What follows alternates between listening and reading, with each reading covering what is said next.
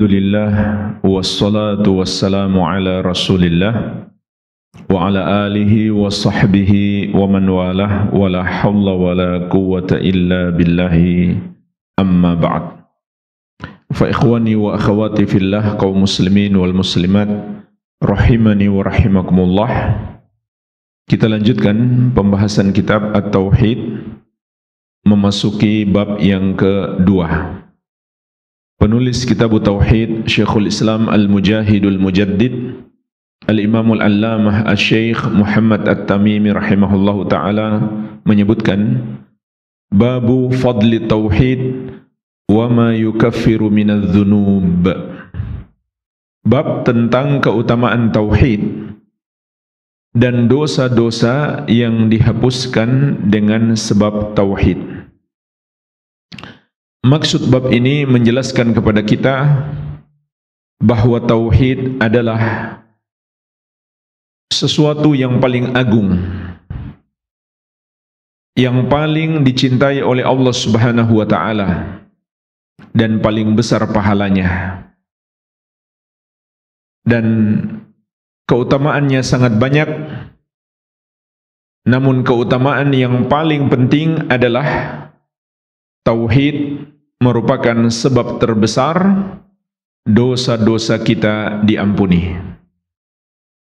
Karena kita bisa masuk surga apabila Allah Subhanahu wa ta'ala mengampuni dosa-dosa kita dan mencurahkan rahmatnya. Sebagaimana dalam hadis yang diriwayatkan Al-Bukhari dan Muslim dari sahabat yang mulia Adi bin Hatim At-Ta'i radhiyallahu anhu, Rasulullah sallallahu alaihi wasallam bersabda, "La yudkhilu ahadakum amaluhu al-jannah." Tidak seorang pun dari kalian yang amalannya bisa memasukkan dia ke dalam surga. Para sahabat bertanya, "Wala anta ya Rasulullah?" Apakah tidak juga engkau ya Rasulullah? Maka beliau bersabda, "Wala ana." Tidak pula aku. Illa anna Allah yataghammadani birahmatin minhu wa maghfiratin. Melainkan aku masuk surga karena Allah mencurahkan ampunannya dan rahmatnya kepadaku. Dan kita semuanya menyadari dalam hidup ini banyak dosa kita lakukan, sehingga kita perlu faktor-faktor atau sebab-sebab untuk meraih ampunan Allah Subhanahu wa ta'ala. Maka Tauhid itulah sebab utama untuk meraih ampunan Allah Tabaraka wa ta'ala. Dan bahkan sebaliknya, semua sebab-sebab untuk mendapatkan ampunan Allah tanpa Tauhid menjadi tidak berarti. Contoh, seseorang memperbanyak amal soleh agar dia mendapatkan rahmat dan ampunan, tapi dia masih berbuat dosa syirik, maka dia tidak akan mendapatkan rahmat dan ampunan. Atau seseorang bertobat dari dosa riba misalkan, atau dosa judi, korupsi, tapi dia enggak bertobat dari dosa syirik, maka tobatnya tidak diterima. Jadi semua sebab meraih ampunan tanpa Tauhid menjadi tidak berarti. Di dalam bab ini penulis rahimahullah menyebutkan 5 dalil dari Al-Quran dan Sunnah. Kita masuk dalil yang pertama. Allah Subhanahu wa ta'ala berfirman, "Alladzina amanu wa lam yalbisu imanahum bidzulmin ulaika lahumul amnu wa hum muhtadun." Orang-orang yang beriman dan tidak mencampurkan iman mereka dengan kezaliman sedikit pun, maka mereka itulah yang akan diberikan nikmat keamanan dan nikmat hidayah. Surat Al-An'am ayat 82. Di dalam ayat yang mulia ini ada dua pelajaran terpenting. Pertama, siapa orang yang beriman? Yang kedua, apa anugerah Allah? Apa anugerah yang Allah Subhanahu wa taala akan berikan kepada orang yang beriman itu? Ini dua pembahasan yang terkait dengan ayat ini. Pertama, siapa orang beriman? Maka Allah Subhanahu wa taala mengabarkan kepada kita dalam ayat ini, orang beriman itu adalah yang tidak melakukan kezaliman sedikit pun. Apa yang dimaksud kezaliman di sini? Maksudnya adalah syirik. Bukan semua bentuk kezaliman. Karena kezaliman itu ada 3 macam. Yang pertama, zulmul insan nafsahu, kezaliman seseorang terhadap dirinya sendiri. Artinya, semua perbuatan dosa yang dilakukan oleh hamba, hakikatnya dia sedang menzalimi dirinya sendiri. Yang kedua, zulmul insan ghairahu, kezaliman seseorang terhadap orang lain. Maka ini dosanya lebih besar dibandingkan yang pertama.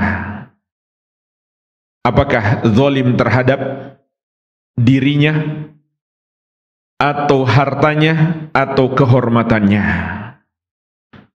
Yang ketiga, azlamu zulm, kezaliman terbesar. Inilah yang kita bahas. Ini yang dimaksud dalam ayat. Orang yang beriman itu tidak melakukan kezaliman terbesar, yaitu perbuatan dosa syirik. Sebagaimana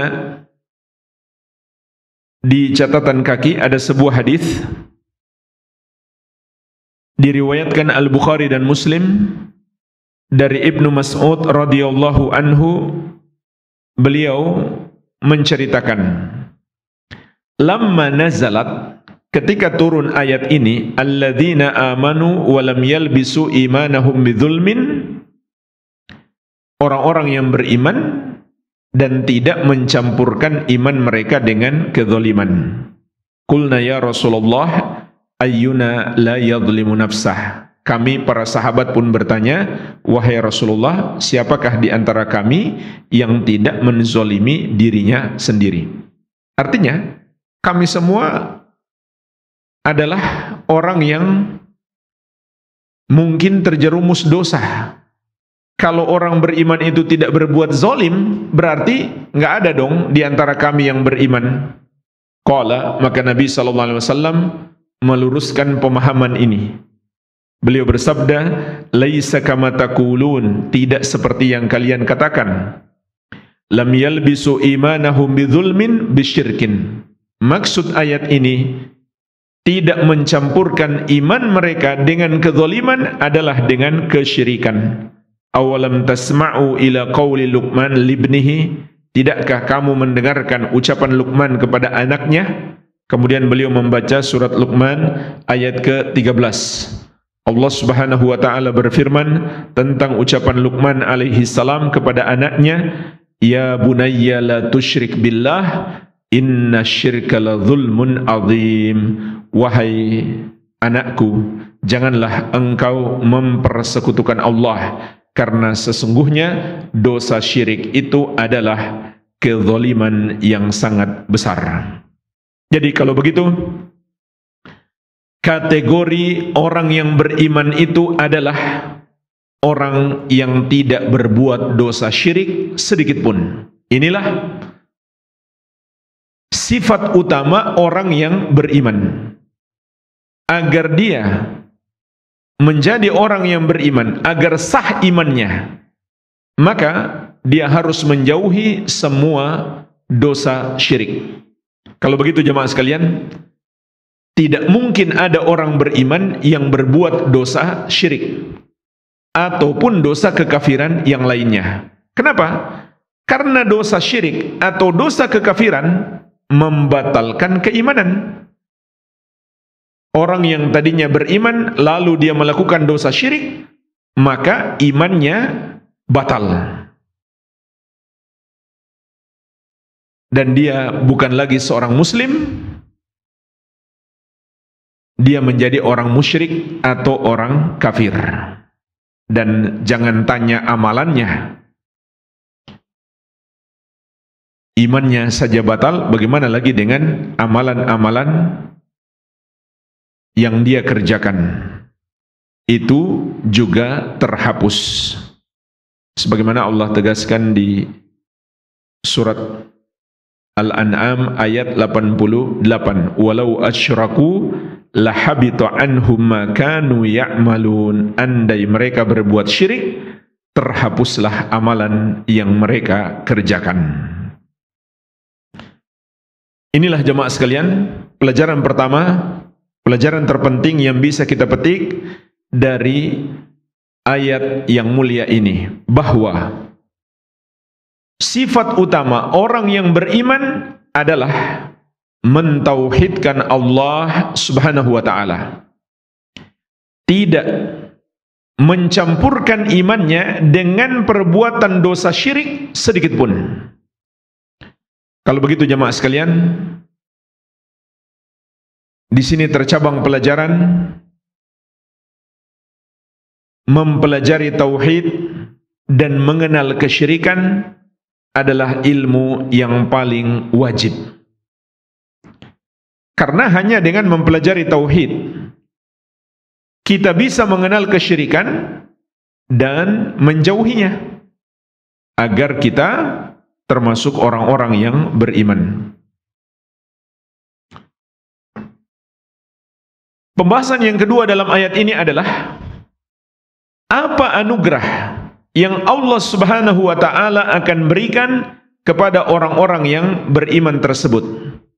Maka Allah mengabarkan kepada kita, mereka akan dianugerahkan dua nikmat terbesar, nikmat aman dan nikmat hidayah. Nikmat aman artinya mereka mendapatkan jaminan keamanan dari Allah Subhanahu wa ta'ala, bahwa mereka tidak akan mendapatkan azab, baik azab di dunia maupun azab di alam kubur, dan azab di hari kebangkitan di padang mahsyar, dan azab neraka. Apabila mereka tidak mencampurkan iman mereka dengan kesyirikan, maka Allah jamin keamanan untuk mereka. Dan inilah satu-satunya jaminan orang yang melakukan semua amal soleh tanpa tauhid, dia tidak akan mendapatkan jaminan. Tapi pertanyaannya jemaah sekalian, bagaimana dengan orang yang masih mentauhidkan Allah, tidak berbuat dosa syirik, namun dia masih melakukan dosa-dosa yang lain? Misalkan dia korupsi, mencuri, minum khamar, makan riba, apakah dia juga dijamin akan mendapatkan keamanan dari azab Allah? Jawabannya ya. Tapi orang yang mendapatkan nikmat aman itu secara garis besarnya ada dua macam, yang sempurna dan tidak sempurna. Yang sempurna artinya langsung masuk surga. Yang tidak sempurna artinya terancam masuk neraka dulu. Bukan pasti juga masuk neraka, tapi terancam masuk neraka. Namun andai dia dimasukkan ke neraka, dia tidak kekal di neraka. Suatu hari dia akan dimasukkan ke dalam surga. Sebanyak apapun dosanya, sampai mati dia nggak bertobat, selama itu bukan dosa kesyirikan dan kekafiran, andai Allah masukkan dia ke neraka, suatu hari dia akan dimasukkan ke dalam surga. Berarti tetap selamat juga kan pada akhirnya. Jadi ayat ini mengajarkan kepada kita, tauhid adalah jaminan keselamatan. Dan barang siapa yang menyempurnakan tauhidnya, keselamatannya juga sempurna.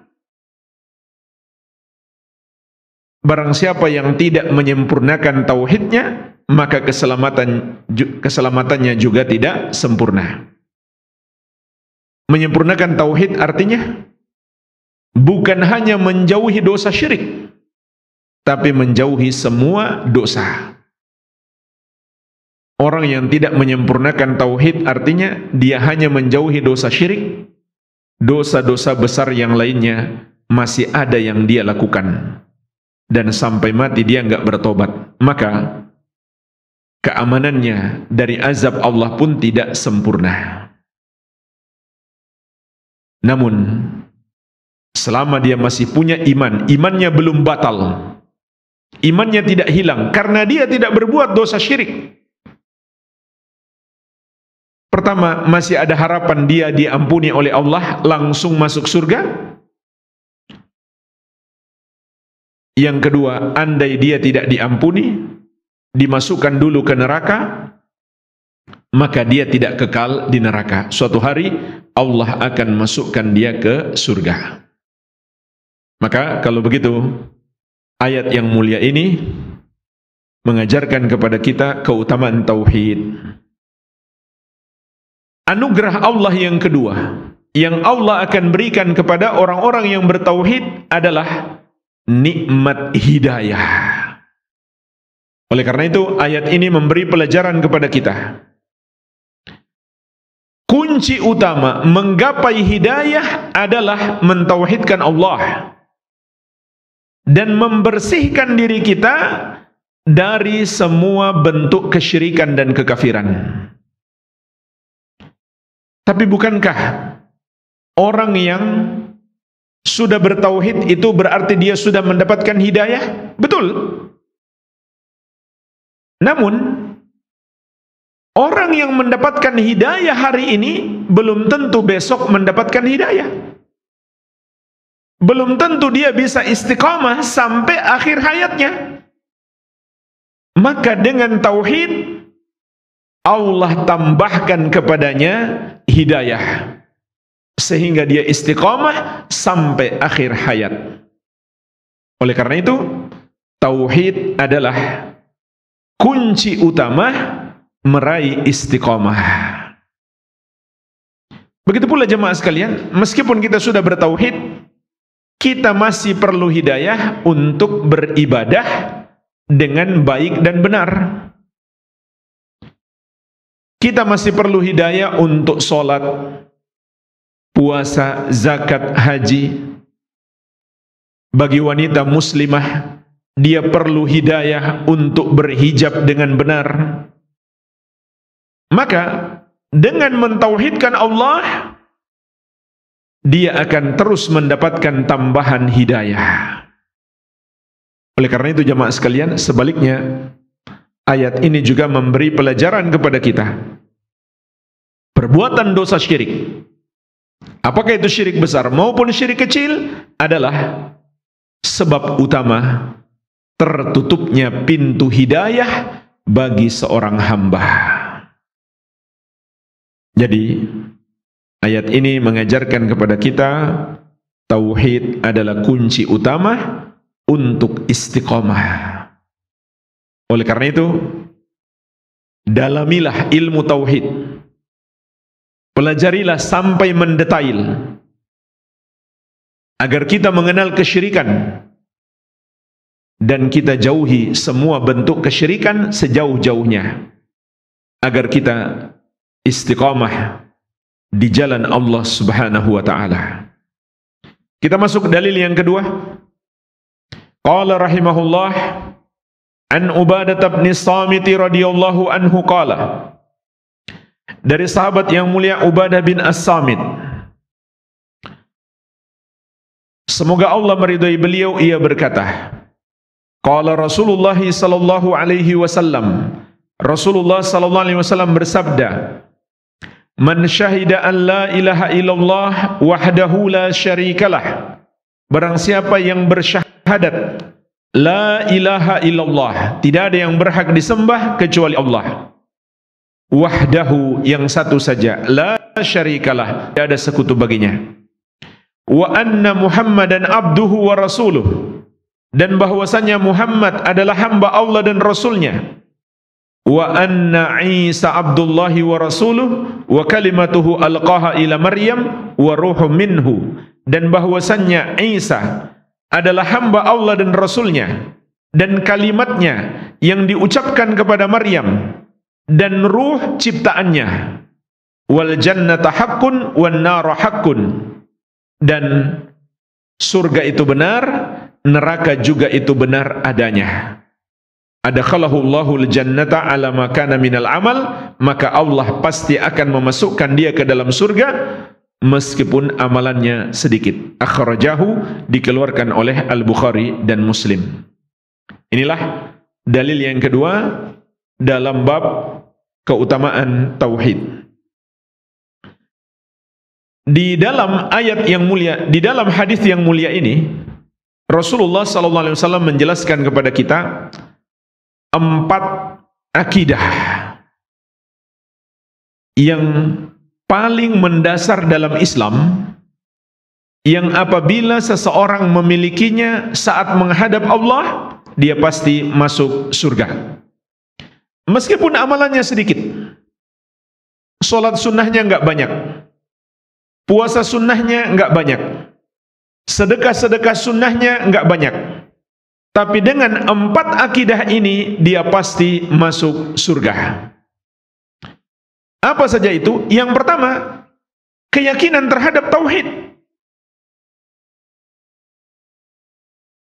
Man syahida an la ilaha illallah, barang siapa yang bersaksi la ilaha illallah, di dalamnya terkandung kewajiban mentauhidkan Allah subhanahu wa ta'ala. Dan kalimat la ilaha illallah juga mengajarkan kepada kita tauhid itu dibangun di atas 2 rukun, 2 bagian. Bagian yang pertama, la ilaha, di dalamnya terkandung rukun an-nafyu, penafikan.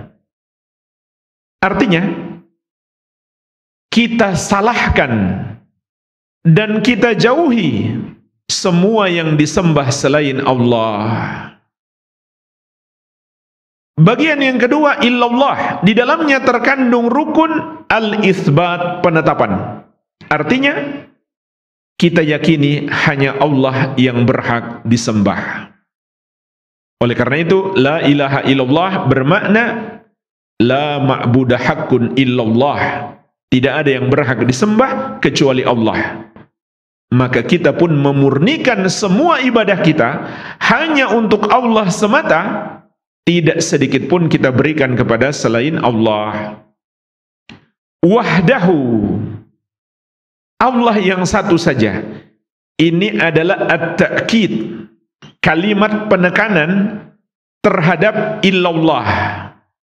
Hanya Allah yang berhak disembah, hanya Dia yang satu saja.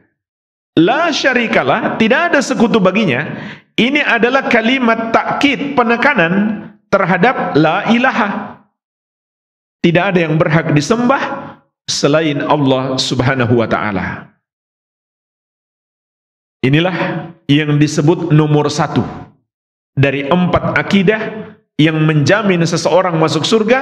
Nomor 1 adalah mentauhidkan Allah, menunjukkan ini yang paling penting, ini yang paling mendasar. Yang kedua, beriman kepada Nabi Muhammad sallallahu alaihi wa ala alihi wasallam. Apa yang harus diimani terhadap beliau? Yang paling mendasar ada 2. Yang pertama, beriman kepada beliau sebagai hamba Allah. Yang kedua, beriman kepada beliau sebagai utusan Allah. Beriman kepada beliau sebagai hamba Allah artinya beliau sama dengan kita. Tidak punya sifat-sifat Allah sedikit pun, tidak juga punya hak untuk disembah. Tidak bisa mendengarkan doa kita, tidak pula bisa mengabulkannya. Tidak bisa memberi manfaat kepada kita, tidak pula bisa menghilangkan mudarat. Beliau hanyalah manusia biasa, sama seperti kita. Yang kedua, mengimani beliau sebagai utusan Allah. Artinya, semua ajaran beliau kita tunduk patuh. Karena apa yang beliau ajarkan, pastilah ajaran Allah Subhanahu wa ta'ala. Dan dua sisi keimanan ini disebutkan juga dalam banyak ayat, di antaranya di surat Al-Kahfi ayat terakhir. Allah Subhanahu wa ta'ala berfirman kepada Nabi Muhammad sallallahu alaihi wasallam, "Qul," katakan wahai Muhammad, sampaikan kepada umatmu, "Innama ana basyarum mithlukum yuha ilayya." Katakan wahai Muhammad, aku hanyalah manusia seperti kalian. Lihat penekanan dalam ayat ini. Nabi SAW disuruh oleh Allah untuk mengatakan, aku hanyalah manusia. Masih ditekankan lagi, mithlukum, seperti kalian, nggak ada bedanya. Sama-sama hamba yang lemah. Tapi perhatikan lanjutan ayat, yuha ilayya, aku mendapatkan wahyu. Berarti beliau adalah utusan Allah Subhanahu wa ta'ala. Akidah yang ketiga yang akan menyelamatkan kita dari api neraka adalah keimanan kepada Nabi Isa alaihi salam. Apa yang harus kita imani pada beliau? Ada 4. Yang pertama, mengimani beliau sebagai hamba Allah, sama dengan Nabi kita, Nabi Muhammad sallallahu alaihi wasallam. Sama juga dengan kita. Hamba Allah, manusia biasa, bukan sesembahan, bukan Tuhan. Tidak memiliki sedikit pun sifat-sifat Allah. Yang kedua, mengimani beliau sebagai utusan Allah. Beliau adalah seorang nabi dan rasul, ajaran beliau adalah ajaran Allah.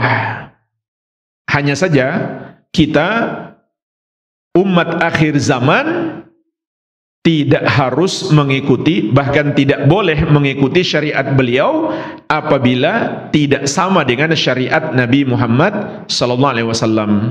Yang kita ikuti adalah nabi yang diutus kepada kita, Nabi Muhammad sallallahu alaihi wasallam.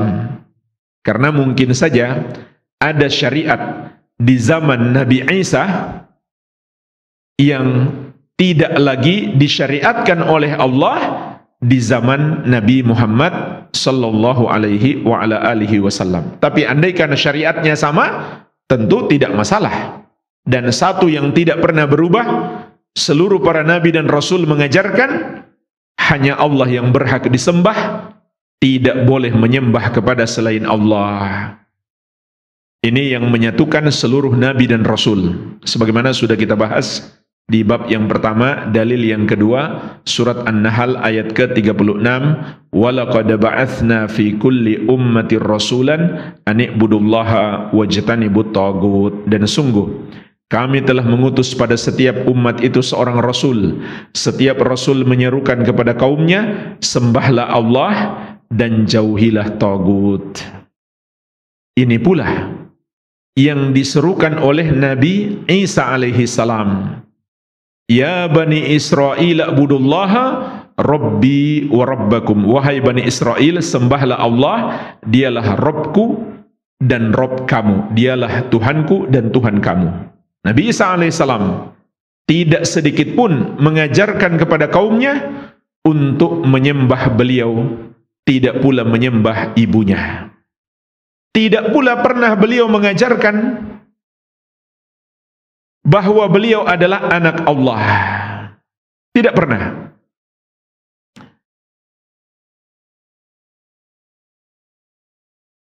Bahkan itu suatu penghinaan kepada Allah Subhanahu wa taala. Oleh karena itu dalam Al-Qur'an Allah menyebutkan wa qalu ittakhadallahu waladan subhanah, dan mereka berkata Allah memiliki anak. Maka Allah berkata subhanah, maha suci Allah dari memiliki anak. Allah sucikan dirinya dari memiliki anak, karena ucapan Allah memiliki anak adalah pencemaran terhadap kemuliaan Allah. Sehingga Allah murka terhadap orang yang berkata Allah punya anak. Maka tidak masuk akal kalau kemudian seorang muslim mengucapkan selamat terhadap perayaan hari lahir seseorang yang mereka yakini sebagai anak Allah. Itu nggak masuk akal. Allah sedang murka kepada mereka, lalu kita malah ucapkan selamat. Kita menunjukkan apresiasi, penghargaan dan persetujuan.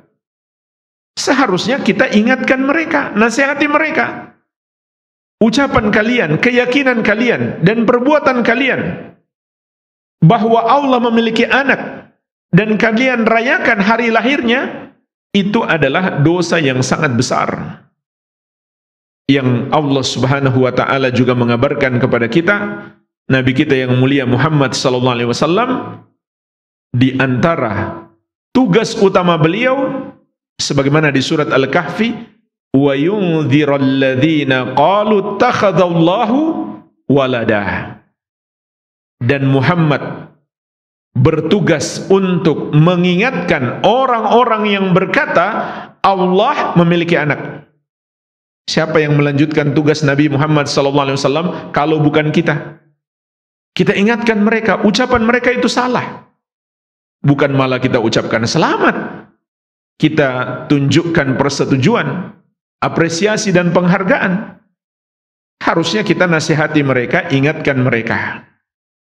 Dan jadikan perayaan mereka itu sebagai momen untuk mendakwahi mereka. Karena ketika mereka merayakan hari lahirnya, sebetulnya mereka juga sadar beliau itu bukan Tuhan. Buktinya beliau dilahirkan. Sekarang kita lagi merayakan kelahirannya. Maka beliau hanyalah manusia yang lahir seperti manusia yang lain, membutuhkan Allah untuk menakdirkannya agar lahir dari seorang wanita. Berarti beliau hanyalah manusia yang butuh kepada Allah Subhanahu wa taala.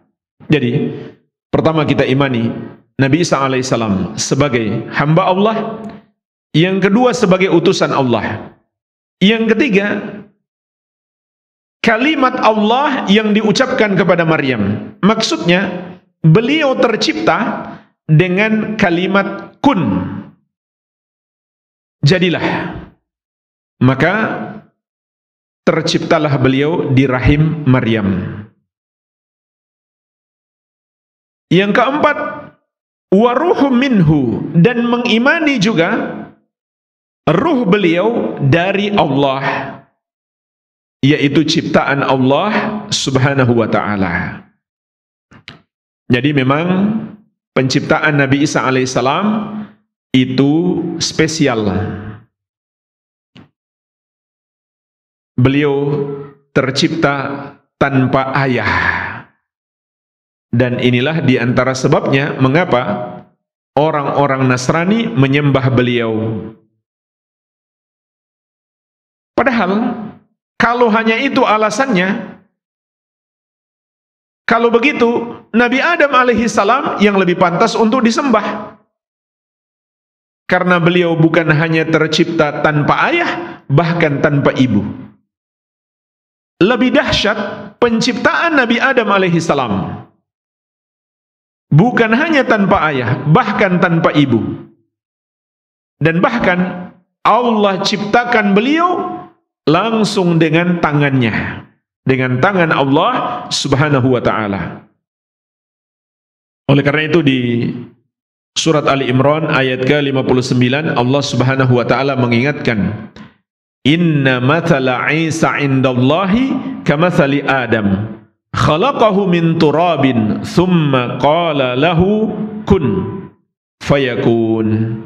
Sesungguhnya perumpamaan Nabi Isa sama saja di sisi Allah seperti Nabi Adam. Allah menciptakan Adam dari tanah, kemudian Allah berkata, kun. Maka terciptalah Nabi Adam alaihi salam. Jadi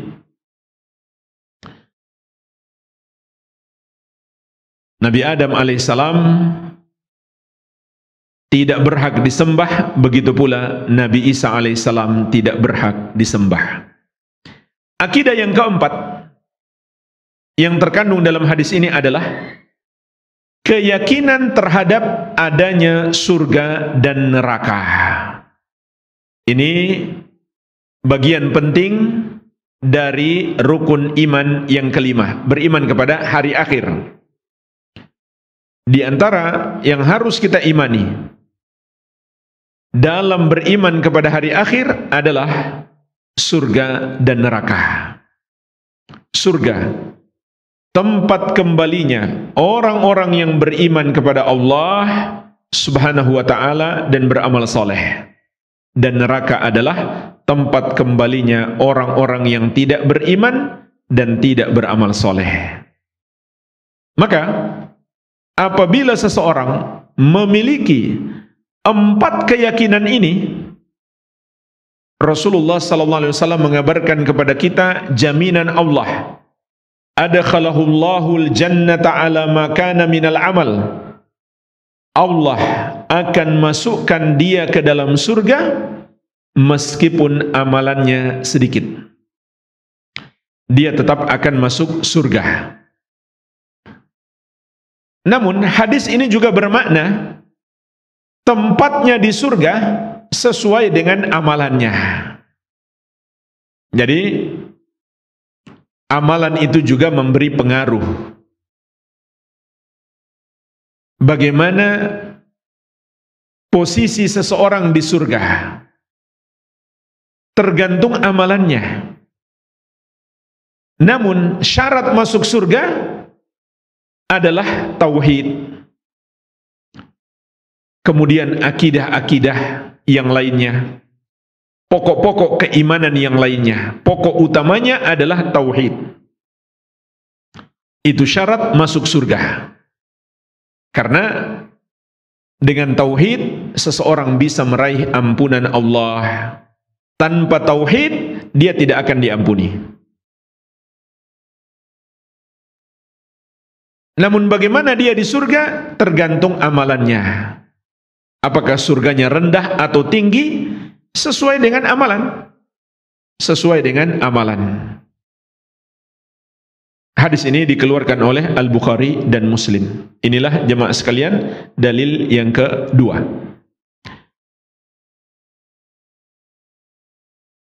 Barangkali di kesempatan ini cukup dua dalil kita bahas. Mungkin ada tanya jawab, saya kembalikan kepada moderator.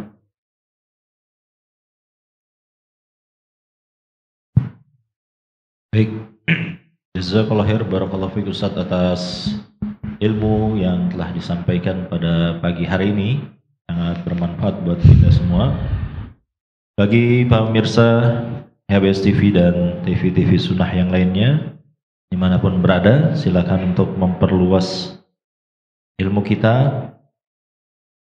Silakan bertanya di 081180333389. Sekali lagi 0811803339. Bagi ummahat yang hadir di masjid boleh mau bertanya langsung, silakan tunjuk tangan atau melalui kertas. Silakan, ada yang mau bertanya langsung, tunjuk tangan.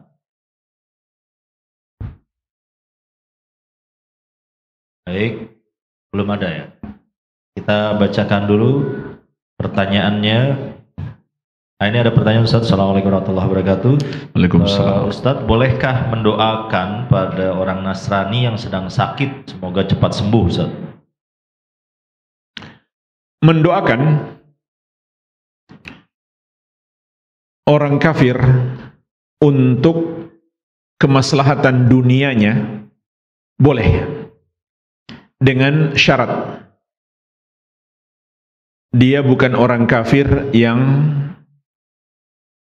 memerangi Islam dan kaum muslimin, sebagaimana dalam surat Al-Mumtahanah ayat ke-8 Allah subhanahu wa ta'ala berfirman, la yanhakumullahu 'anil ladzina lam yuqatilukum fid din wa lam yukhrijukum min diyarikum an tabarruhum wa tuqsitu ilaihim innallaha yuhibbul muqsitin. Allah subhanahu wa ta'ala tidak melarang kalian untuk berbuat baik kepada orang-orang kafir yang tidak memerangi kalian karena agama kalian dan tidak mengusir kalian dari negeri kalian, dan berbuat adil kepada mereka.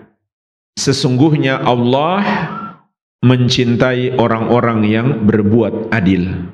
Berarti haram hukumnya kita mendoakan kebaikan dunia untuk orang-orang Yahudi yang sedang memerangi umat Islam saat ini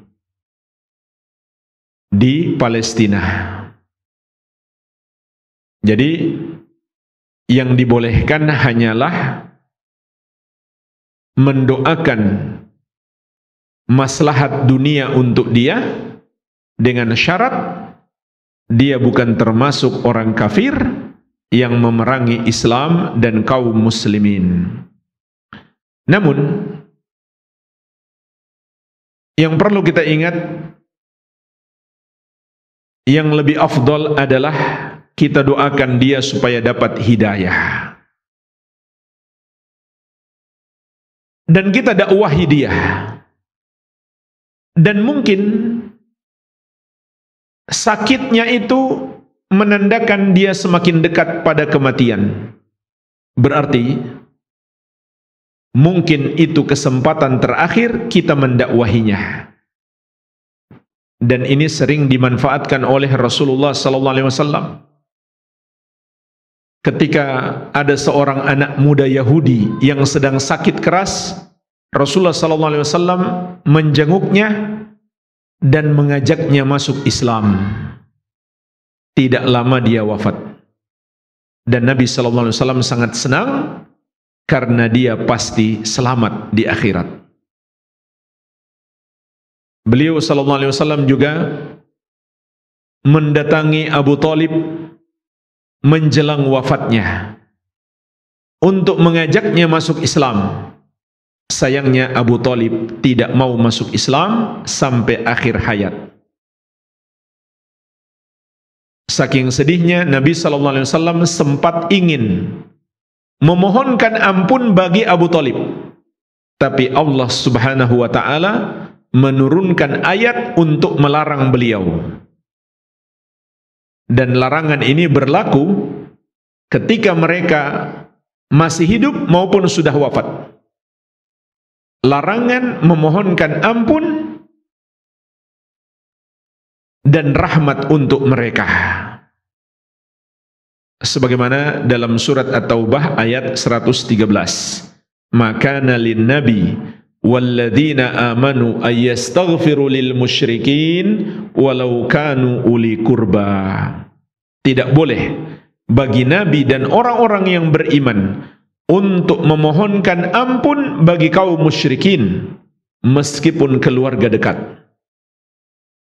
Dimohonkan ampunan sekalipun Allah tidak akan ampuni. Sebab di surat An-Nisa ayat 48 Allah Subhanahu wa taala menegaskan, innallaha la yaghfiru ayyushraka bihi wa yaghfiru ma duna dzalika liman yasha. Sesungguhnya Allah tidak akan mengampuni dosa syirik dan akan mengampuni dosa selain itu bagi siapa yang Dia kehendaki. Namun kalau dia masih hidup, boleh kita doakan supaya dapat hidayah. Boleh pula mendoakan untuk sekedar kemaslahatan dunianya dengan syarat dia bukan termasuk orang kafir yang memerangi Islam dan kaum muslimin. Wallahu a'lam. Baik, jazakallahu khair, barakallahu fiik Ustaz atas jawabannya. Selanjutnya pertanyaan, bismillah Ustaz, bagaimana mempertahankan keimanan kita sampai ajal menjemput? Terkadang ada kekhawatiran di akhir hidup kita menjadi orang yang tidak diridhoi oleh Allah Subhanahu wa taala. Silakan Ustaz. Pertama, hendaklah kita berpegang teguh dengan keimanan dan menjauhi perbuatan dosa, dan kita prasangka baik kepada Allah bahwa apabila kita benar-benar berpegang teguh dengan iman dan amal soleh, maka kita akan diberikan husnul khatimah. Harus prasangka baik. Karena dalam hadis qudsi Allah Subhanahu wa taala berfirman, "Ana inda dhanni 'abdi bi." Aku sesuai dengan prasangka hambaku kepadaku. Tapi ingat, untuk bisa berprasangka baik, lakukan dulu sebab Allah menganugerahkan kebaikan kepada kita. Apa sebabnya? Iman dan amal soleh.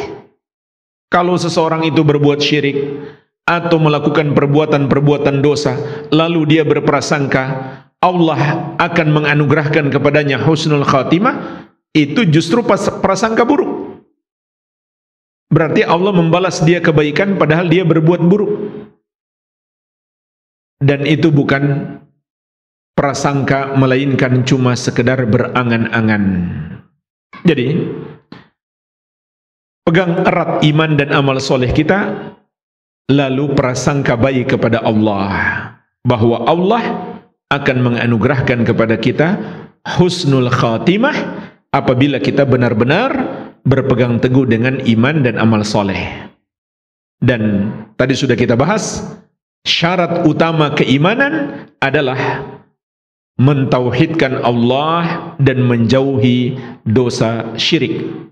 Sedangkan yang disebut dengan amal soleh adalah amalan yang sesuai petunjuk Nabi Muhammad sallallahu alaihi wa ala alihi wasallam. Jadi, pegang erat tauhid dan sunnah, lalu prasangka baik kepada Allah bahwa apabila kita pegang erat ini sampai akhir hayat, Allah akan anugerahkan kepada kita husnul khatimah. Yang kedua, perbanyaklah berdoa. Doa minta hidayah, doa mohon istiqamah, dan doa mohon perlindungan dari kesyirikan. Rasulullah sallallahu alaihi wasallam mengajarkan kepada kita doa-doa ini.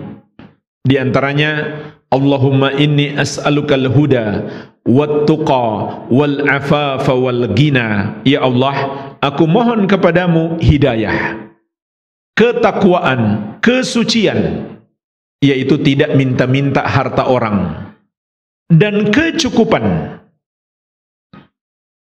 Juga beliau mengajarkan doa, Allahumma ya muqallibal qulub, tsabbit qalbi ala dinik. Ya Allah yang membolak-balikan hati, kuatkan hatiku di atas agamamu. Lafaz yang lain, Allahumma ya musarrifal qulub, sarrif qulubana ala ta'atik. Ya Allah yang memalingkan hati, palingkan selalu hati kami di atas ketaatan kepadamu. Beliau juga mengajarkan doa berlindung dari kesyirikan. Di antaranya, Allahumma inni a'udzubika an usyrika bika syai'an a'lamu wa astaghfiruka lima la a'lam. Ya Allah, aku mohon perlindungan kepadamu dari mempersekutukanmu yang aku ketahui, dan aku mohon ampun kepadamu yang tidak aku ketahui. Jadi, bersungguh-sungguhlah dalam berdoa kepada Allah Subhanahu wa taala. Yang ketiga, perdalam ilmu agama, terutama ilmu tauhid. Karena iman akan selalu berjalan beriringan bersama ilmu. Semakin dalam kita pahami ilmu agama, terutama ilmu tentang Allah, maka iman kita pun akan semakin kokoh. Oleh karena itu, orang yang paling kuat imannya adalah Nabi Muhammad sallallahu alaihi wa ala alihi wasallam, karena beliaulah orang yang paling mendalam ilmunya tentang Allah Subhanahu wa taala. Orang yang paling mengerti tentang tauhid dan tentang hukum-hukum syariat Allah. Dan Allah Subhanahu wa taala berfirman, "Innama yakhsyallaha min ibadihil ulama." Hanyalah yang takut kepada Allah dari hamba-hambanya, hanyalah yang benar-benar takut kepada Allah dari hamba-hambanya adalah al-ulama. Ibnu Abbas radhiyallahu anhu mengatakan, ay al-ulama billah. Maksudnya orang-orang yang berilmu tentang Allah Subhanahu wa taala. Disinilah pentingnya mendalami ilmu agama. Ilmu adalah termasuk faktor utama kita bisa istiqamah sampai akhir hayat. Mungkin ini beberapa yang insya Allah menjadi kunci utama agar kita menggapai husnul khatimah. Wallahu a'lam. Baik, jazakallah khair. Barakallahu fiik Ustaz. Pertanyaan selanjutnya, Assalamualaikum warahmatullahi wabarakatuh. Mohon izin bertanya Ustaz. Yang pertama, bagaimana hukumnya jika kita meminta didoakan oleh guru atau orang tua dan lebih yakin doa mereka dikabulkan dibanding doa kita sendiri? Itu yang pertama Ustaz. Yang kedua, jika Yahudi dan Nasrani dikategorikan sebagai orang kafir, mengapa laki-laki muslim boleh menikahi wanita Yahudi atau Nasrani Ustaz? Silakan Ustaz. Baik.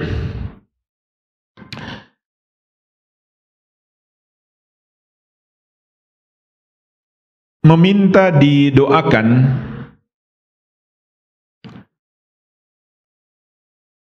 seorang yang soleh atau orang tua kita pada dasarnya hal yang baik. Oleh karena itu, para sahabat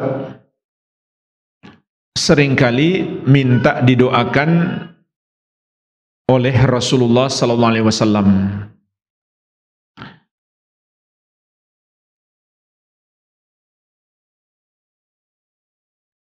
Dan setelah Rasulullah sallallahu alaihi wasallam wafat, terjadi musim kemarau di masa Umar bin Khattab radhiyallahu anhu. Maka para sahabat minta Al-Abbas bin Abdul Muttalib radhiyallahu anhu untuk mendoakan mereka agar Allah menurunkan hujan. Mereka tidak lagi meminta kepada Rasulullah sallallahu alaihi wasallam karena beliau sudah wafat. Beliau tidak pernah mengajarkan kepada kita untuk berdoa kepada orang yang sudah wafat.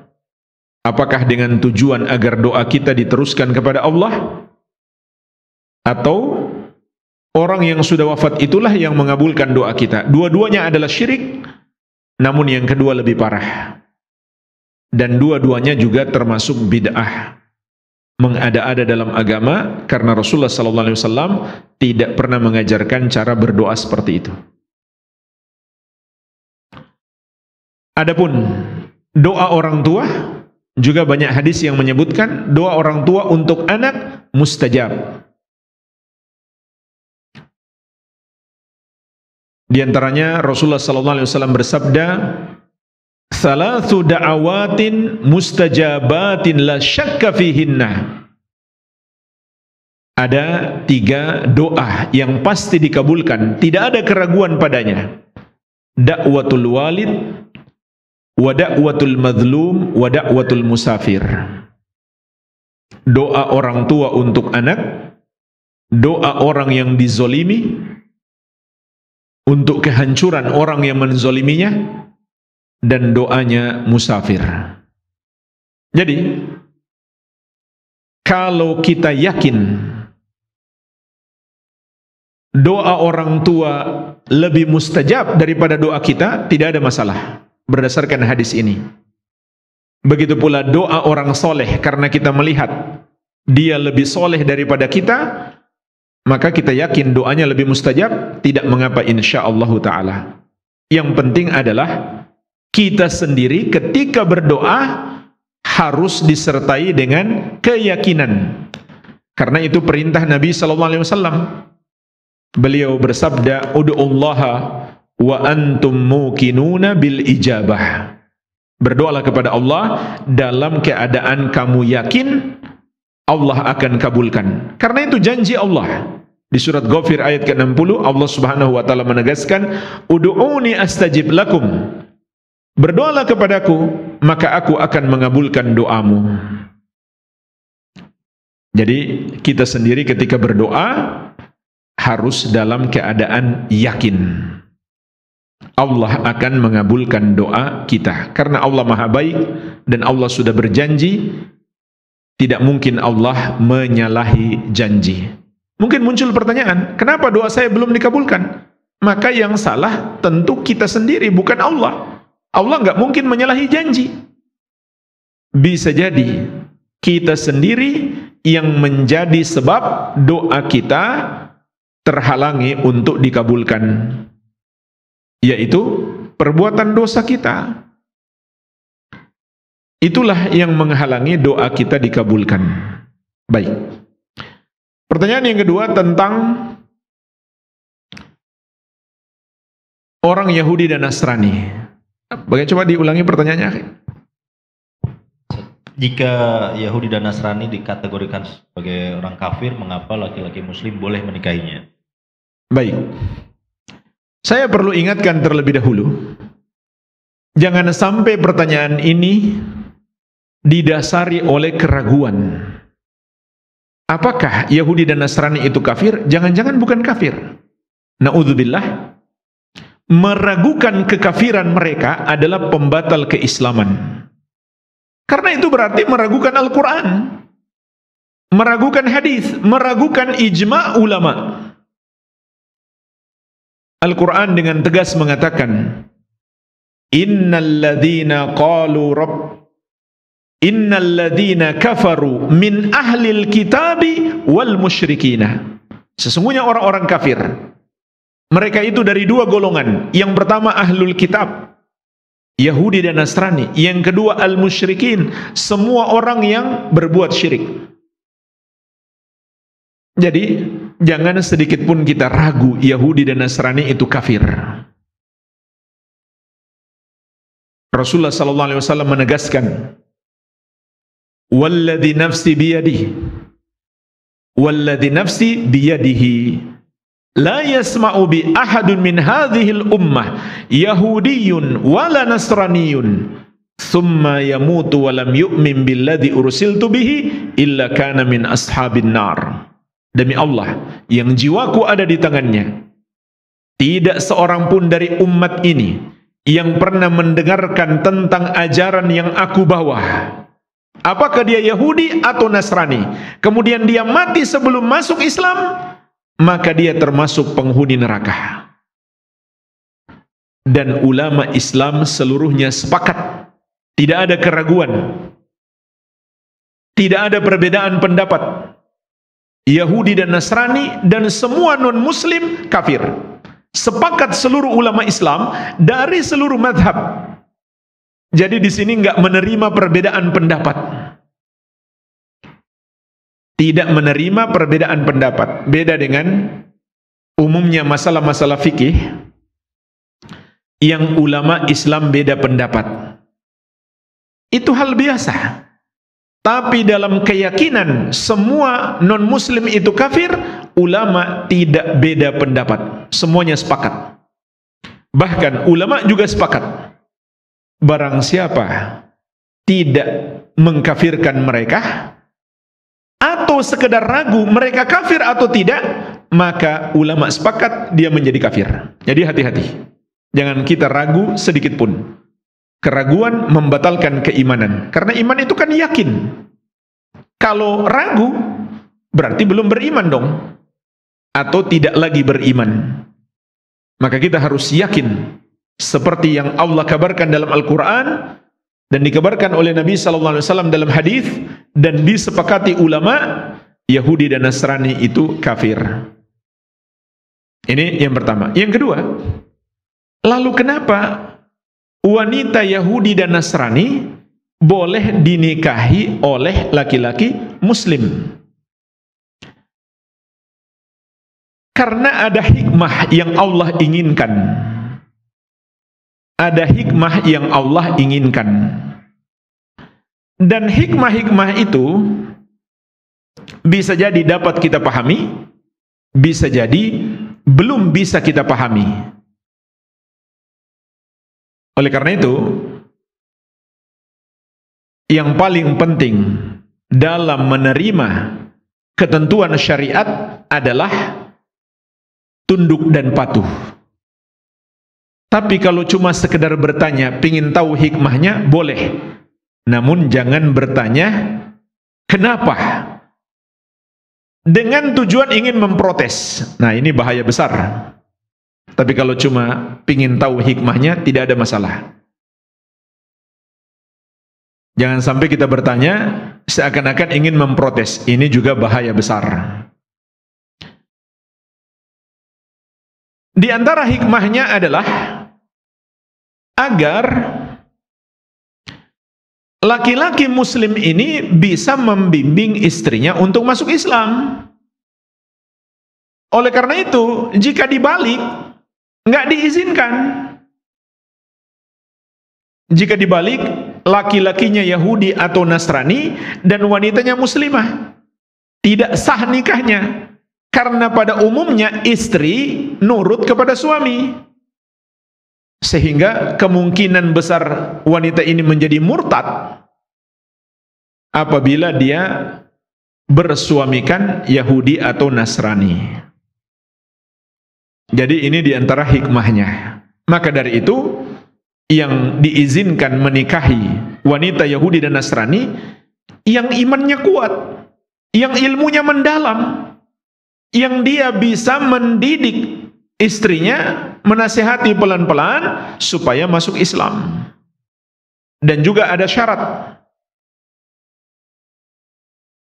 dia menjamin semua anak-anaknya menjadi muslim dan muslimah. Dia nggak boleh mengizinkan istrinya mengajarkan kekafiran kepada anak-anaknya kelak. Ini juga harus dia bisa jamin.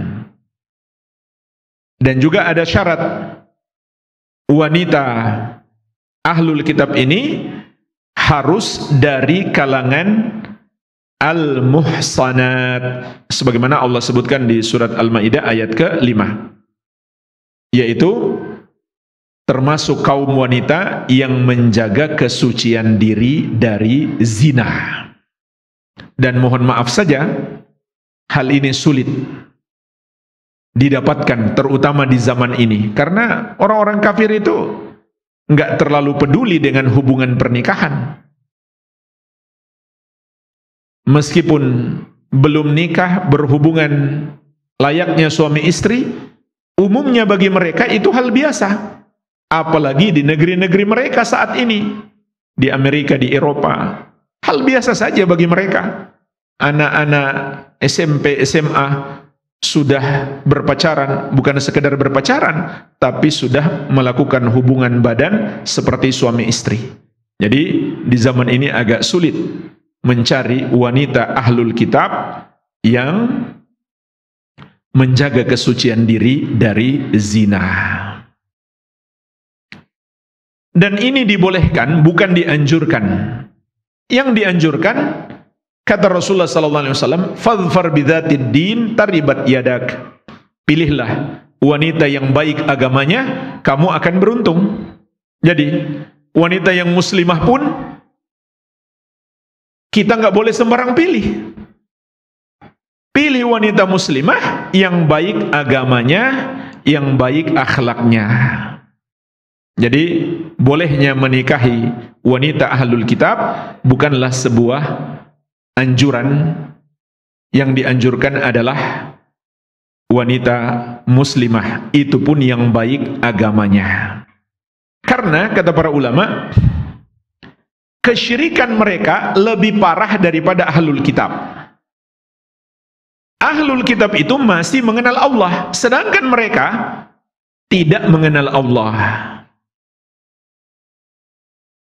Dan kesyirikan mereka memang asli dalam agama mereka, sedangkan kesyirikan ahlul kitab adalah bid'ah yang mereka ada-adakan, yang sebelumnya tidak ada.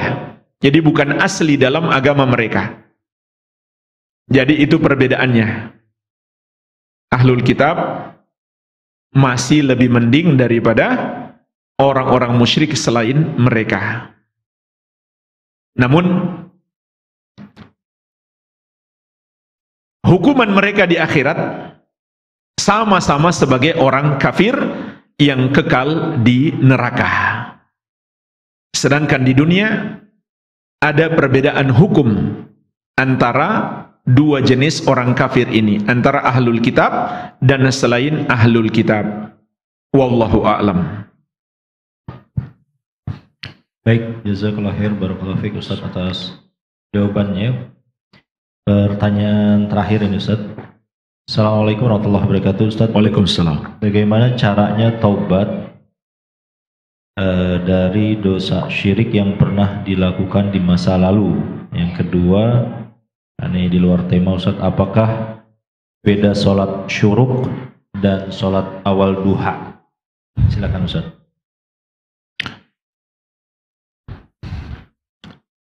Bertobat dari dosa syirik, apabila itu syirik kecil, adalah dengan memenuhi syarat-syarat tobat yang 5. Yang pertama, kita lakukan ikhlas karena Allah. Yang kedua, kita menyesali perbuatan dosa itu. Yang ketiga, kita tidak lagi melakukannya. Yang keempat, kita bertekad tidak akan mengulanginya di masa yang akan datang. Yang kelima, masih ada waktunya, yaitu sebelum kematian menjemput kita atau sebelum matahari terbit dari arah barat. Ini 5 syarat tobat apabila itu syirik kecil. Apabila itu syirik besar,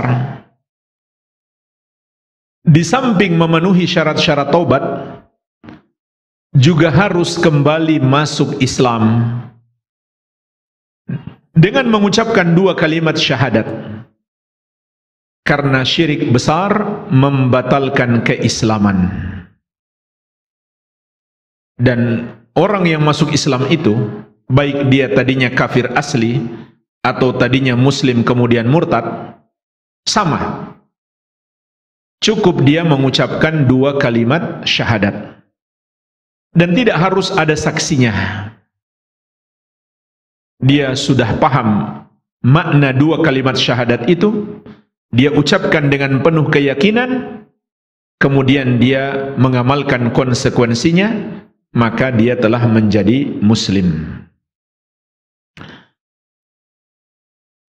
Yang kedua tentang apa tadi, akhi? Tentang perbedaan sholat syuruk dan awal duha. Sama. Sholat syuruk adalah sholat duha di awal waktu. Ini pendapat sebagian ulama. Wallahu a'lam, semoga bermanfaat. Lebih dan kurangnya saya mohon maaf. Wabillahi taufik. Subhanakallahumma bihamdika asyhadu an la ilaha illa anta astaghfiruka wa atubu ilaik. Wa sallallahu ala nabiyyina Muhammadin wa alihi wasallam. Walhamdulillahi rabbil alamin. Wassalamualaikum warahmatullahi wabarakatuh. Subscribe channel Marhaban TV. Ikuti akun sosial media Marhaban TV, siaran Telegram, grup WhatsApp. Yuk berdakwah bersama kami. Dukung operasional dakwah dan sosial kami. Raih pahala jariah yang terus mengalir sampai hari kiamat. Jazakumullahu khairan.